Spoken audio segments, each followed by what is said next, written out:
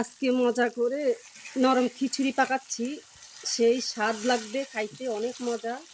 এখানে আগে আমি মুরগির মাংসটা ছোট ছোট পিস করে নিয়েছি, একটু আলু দিয়েছি, খুব ভালো লাগবে, ভুনা করে নিচ্ছি। তারপরে নরম খিচুড়িটা পাকে বসাবো আজকে খাবো মজা করে। কেন খাবো জানেন?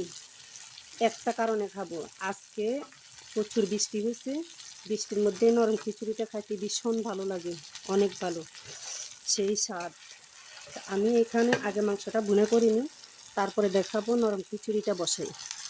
দেখেন কিভাবে বৃষ্টি হয়েছে, প্রচুর পানি হয়েছে। আজকে 2 দিন রাত্রে বৃষ্টি হয়, আজকে সেই ভোরের থেকে বৃষ্টি হয়, প্রচুর পানি জমে গেছে। একদম এদিকে হাঁটতে পারা যাচ্ছে না, পিছলা দেখছেন, একদম পিছলার জন্য পা দিতে পারছি না, সে কষ্ট হচ্ছে।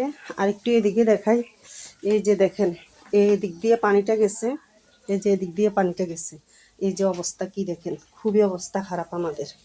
আর এই বৃষ্টির দিনে নরম খিচুড়ি খেতে ভীষণ ভালো লাগে, ভীষণ। আমি প্রায় সময় এগুলা পাকাই, বৃষ্টি হইলেই আমি খিচুড়ি পাকাই, বিরিয়ানি পাকাই, এটা আমার ছেলেদেরও পছন্দ। এই যে আমার মাংস ভুনাটা হয়ে গেছে, এখন আমি নামিয়ে নিচ্ছি। এরপর নরম খিচুড়ির জন্য পাতিলটা বসিয়ে দিচ্ছি। এই যে আমার পানি গরম হয়ে আসছে, এখানে আমি চিনি গুঁড়া চাল নিয়েছি, খিচুড়ির জন্য মশারির ডাল দিয়েছি, কেউ মুগ ডাল দেয়, আমি কলর ডাল দিয়েছি, তারপরে আলু দিয়েছি, কাঁচামরিচ, তারপরে যাবতীয় মশলা যেগুলো প্রয়োজন সেগুলো দিয়েছি। এখন নরম খিচুড়ির জন্য এগুলা সব ঢেলে দিব। এগুলা আগে পরিষ্কার করে রেখেছি, বিসমিল্লাহ। এই যে আমি পানির মধ্যে ঢেলে দিলাম, এইগুলো এখন আস্তে আস্তে হবে আর আমি আপনাদের সাথে শেয়ার করব। এই যে আমি এখন মাংস গুঁড়োগুলো ঢেলে দিচ্ছি।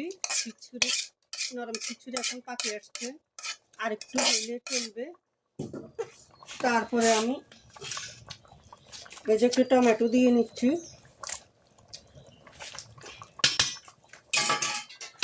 এই যে আমি এখন একটা গুঁড়ো দিয়ে নিচ্ছি। কেউ কেউ বিভিন্ন রকমে পাকায়, আমি এইভাবে পাকাই, আমার কাছে ভীষণ ভালো লাগে এবং সবাই পছন্দ করে।